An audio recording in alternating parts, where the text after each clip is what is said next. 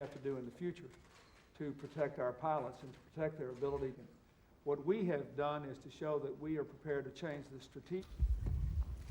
I am pleased to report that according to the information I've received from Secretary Perry today, the airstrikes, the missile strikes that were conducted over the last 2 days have been successful. The targets were either destroyed or sufficiently damaged so that we can say that our mission has been achieved. That made it possible for us to implement the expanded no-fly zone today. And I want to commend the military once again for the exceptional job they have done in carrying out this mission.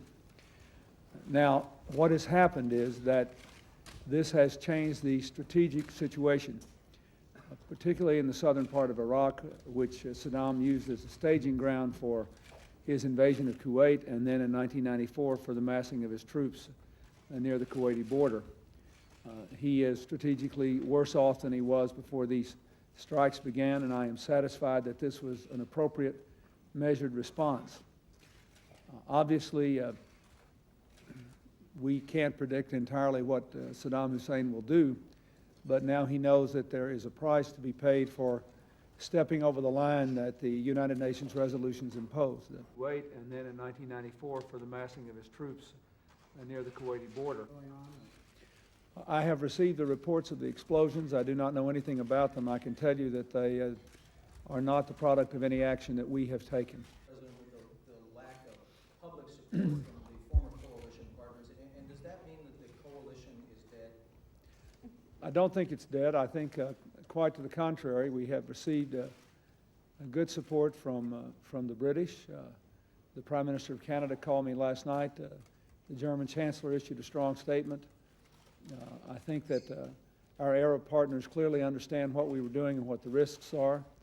We're still flying the no-fly zone out of bases in Saudi Arabia. So I think things are on track, and I feel good about it. This was an action that I thought we had to take. It was a measured, strong, appropriate action, and I believe we did the right thing. Mr. President, the military, once again, for the exceptional job they have.